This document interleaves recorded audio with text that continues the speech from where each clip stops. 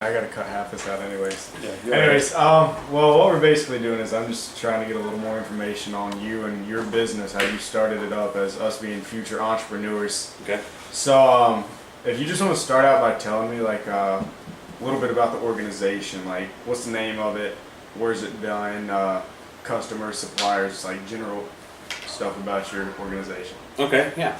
We have three different entities. We have the Medical Institute of Kentucky, we have the Institute of Dental Technology, and then we have Choice MD LLC. We're located in Kentucky and Florida. We have 5 locations in Kentucky: Lexington, Florence, Louisville, London, and Bowling Green, Kentucky. Then we have our newest location in Fort Myers. We're a nationally accredited servicer for medical and dental assistant training. Our niche is that we teach it in 16 to 20 weeks because they're considered non-degree programs. Most of your colleges and universities, be it in state schools or for-profit schools, are designed and geared towards Title IV funding or FAFSA. We don't get the Title IV funding, nor do we want it, not for any other purpose other than it creates our model to be the exact same as theirs. So how we do it is we entice the young male and female to be able to come into our business and actually train in literally 4 months and gain employment in the medical or dental field, $26,000 to $34,000 a year. Okay. Well, you gonna tell me about you, like just your name, who Sure. you worked for recently, Okay. basically how you got everything started. Yeah. Well, my name is Greg Goins, co-founder and co-owner of the 3 entities we just mentioned. Dr. Stephen Mead, who is a dentist, is my business partner's father. He actually had a little bit of the dental training in his business. And I went to college 4 different times, dropped out every time when I walked into the math class. If it's a number I can do in my head, I'm good. If it requires a calculator, I'm out. Have a little bit of OCD, ADHD, and a little bit of everything going on, so very compulsive. But I actually started in retail sales when I was 18. Moved out of my mom and dad's house, started on my own, got an apartment, sold appliances and electronics for the first 5 or 6 years of my life. Then moved to another retail store for the next 5 or 6 years, sold more appliances and electronics. Actually worked for Lowe's Home Improvement as an appliance specialist, which is just a way for them to get you to work 50 hours a week without paying you for 50 hours a week. After that, I actually landed a admissions job with Sullivan University Systems out of Kentucky.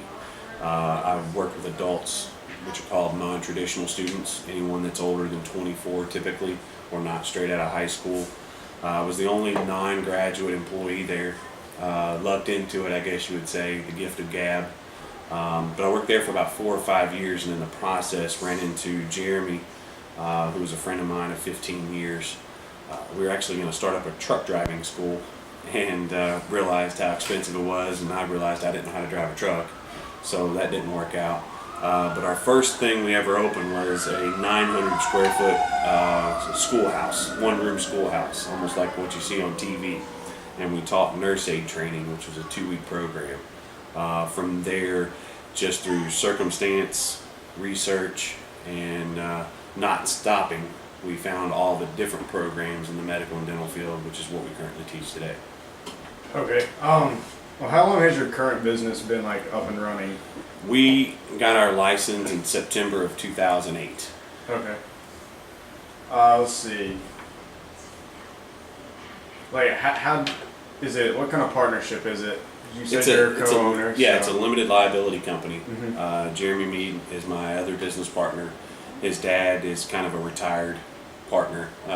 We use his name for the doctor tab, but we do all of the business. Yeah, it's a limited liability company. That's something. Okay, cool. What does success mean to you and for your firm? Really graduating students and making sure they find gainful employment. Mm-hmm. Making sure my employees are happy.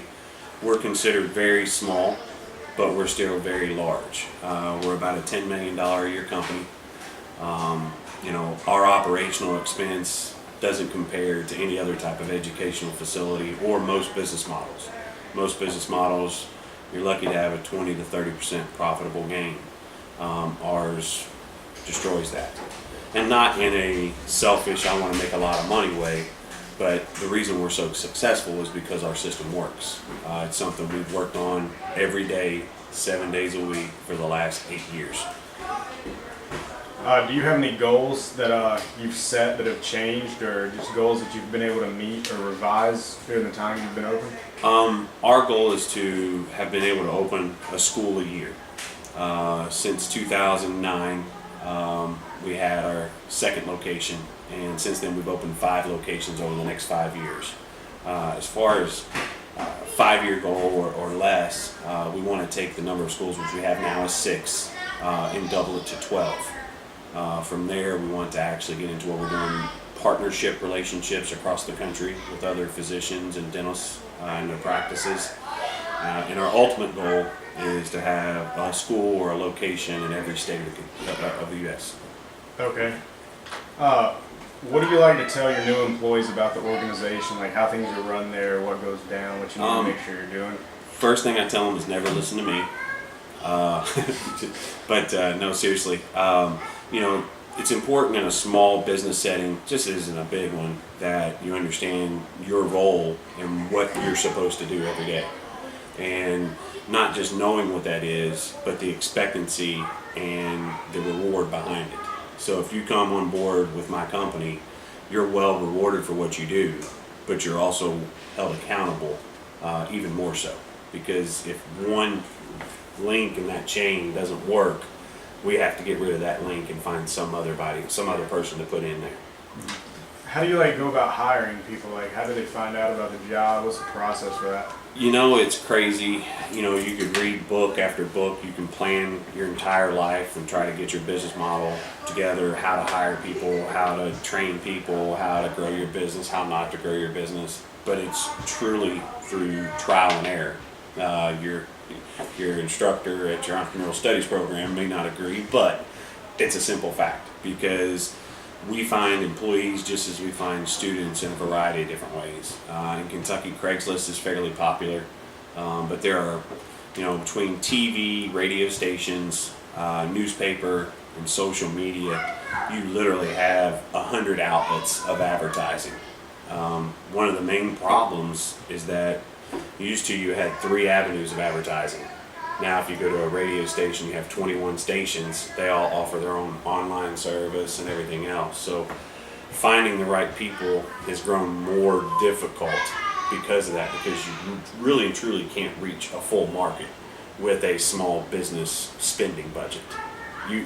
McDonald's can come in, spend $500,000 to hire a few folks. Most businesses can't. So word of mouth, and then also private social media, things of that nature. When you have new students or customers, you can call them, come into your business, what do you like to tell them about how you get things done there? The big thing is letting them know that we don't just say we're proven and credentialed. They can go to our wall of fame in any of our locations. And we have books of testimonials from students, constantly posting pictures on our social media, and also picture books of all of our students. We also have what's called evidence books that the admissions reps use, which is basically factual information about all the colleges and universities that offer our programs or similar, their cost, their length of time, and it's really just all laid out for them. If they don't come to our school, there's an underlying reason that doesn't make sense. So with all the facts and all the paperwork, we provide them with everything they need. When it comes to competition, do you have much competition? Yeah, everybody's our competition, from cosmetology school to HVAC to people want to go into nursing, people want to get into rad tech, people want to get into other areas of the medical field. But as far as competition, we compete with as big as schools, the University of Kentucky or University of Louisville, or the smallest to the mom and pop schools. Each of our locations in the cities we're in, we're competing with anywhere from 3 to 10 other businesses, which sounds small, but when UK has 30,000 students, it's a little tough. What separates you? How have you become as successful as you have compared to those other schools and institutions? Really, it's the drive. You can be great at what you do or not great at what you do. It's figuring out what you're great at and running with it and surrounding your people that you bring on with you that are great at your weaknesses, taking care of them, making sure they're happy, knowing that you're still going to lose them, because regardless of whoever you hire, they're gonna love it until they think the grass is greener. And I've been working for 21 years out of high school straight. I've only had 3 jobs in my life, before starting this company, and it's just one of those things that you can't avoid. But big thing is, like I said, just drive. Have you ever had any critical events in the organization? We've had more bumps in our road than a construction zone highway, but so does every other business. More than 90% of the businesses fail after within 5 years, and there's a reason why. People get tired of doing what they're doing. It's not worth it anymore. We may go under. We may get hurt. We may get beat. I don't know if you call it selfish, but when I start something, I have to finish it. Oh yeah, right. What's it mean to work here for you? It's the greatest thing I've ever done. It's the best opportunity I've ever had, because you can have a business that does anything, provides a service or whatever it may be, but we're actually in the business of bettering people's lives. So when someone comes to our school, they're single moms, they're single dads, they have little to no income, they have little to no educational experience, or the educational experience they've had has been terrible. They've been to college 5 or 6 times, didn't succeed. So every month we actually complete programs. We don't start January, summer, and the fall. We will have 15 classes start a month between all of our locations. So we get to see people graduating every month, and it's awesome. How has the market and industry and just overall environment changed throughout when you started up until now? The big thing is the access to healthcare. Some people like what they call the Obamacare, which is healthcare reform. Some people don't. If you go into the political realm of it, you could argue night and day. But the simple fact is that from the baby boomers to their children to now you all, and the growth of medical and the need for medical and dental, we actually, everybody tells us, man, you sure hit this at the right time, because growth for all of these degree or non-degree programs that we offer is among the highest in the industries. If you look at other markets of the Department of Labor and Statistics, you'll have a 5% job growth, 7% job growth. Medical and dental, 21, 25, 35. Then you get into electronic health services, 35, 40% job growth in a 10-year span. You can't beat that. That's impressive. Yeah. Can you give me an example of an issue that you've had come up at the organization? One of the biggest issues that we had was, non-compete. When you go to a corporation or a larger company, they make you sign a non-compete form. When we first opened our doors and saw our growth, we hired directors from another school, like a larger college, to come in and work for us, work with us, build it for us. And little to our knowledge, they came in and kind of made their own copies and took our program and started their own school 30 miles away. It was a huge ordeal for nearly 2 years, and lost a lot of hair. That's why I wear a hat. But that's probably the biggest thing. But since that time, which was 2011, we've opened 4 more locations. They're still in that little mom and pop office. Yes, sir. I know whenever I think about starting something new that no one else has done before, I have a lot of trouble because I think about it and it's like, well, wait, they've started the same thing a couple years ago. How did you actually come up with this idea that nobody else had? A lot of people had this idea, but just not as precise and as detailed as it was, with all the variables to go into play. All schools offer short-term training, but how we did it was constant research on the internet, finding what is truly credentialed, what is truly considered a national accreditation. In colleges and universities, regional accredited colleges have more substantive value than a nationally accredited college. state schools are regionally accredited. For-profit schools are typically nationally accredited. Ours, what we do is, it has nothing to do with our facility at all. It's the training program itself that's nationally accredited. So that is one of the things that has kind of got us to where we can be as successful as we can. I think I answered your question, right? Oh, yes, sir. You got I'm a it. wrangler. I know you got it. All right, now I'm just going to ask you, I guess, multiple choice questions. Sure. What's the best day of the week for you to take off half a day for a workshop that targets your managerial profile? You know, you could say Monday afternoon or Friday afternoon, never in the middle of the week, because you know, Monday morning you got to get it going, and then you work your tail off the entire week. By Friday, your goal at noon should be able to do things like that, which is good building skills. Mm-hmm. How interested would you be in having a student or student team work on a current critical entrepreneurial innovation or strategic problem? Well, more than open to it. Matter of fact, our social media that we have right now are graduates from Western Kentucky's Entrepreneurial Studies program. They started out Hangout Creative, or hangoutcreative.com, and we kind of took those guys and you know, worked with them, helped them, train them, and then of course they worked with us, helped us, and trained us. Do you have any ties with Coastal Carolina or University of Memphis or Missouri State? Like anything about them? I really don't. No. So this would be your first time having contact with any of the university? Yes. Okay. Don't worry, don't worry.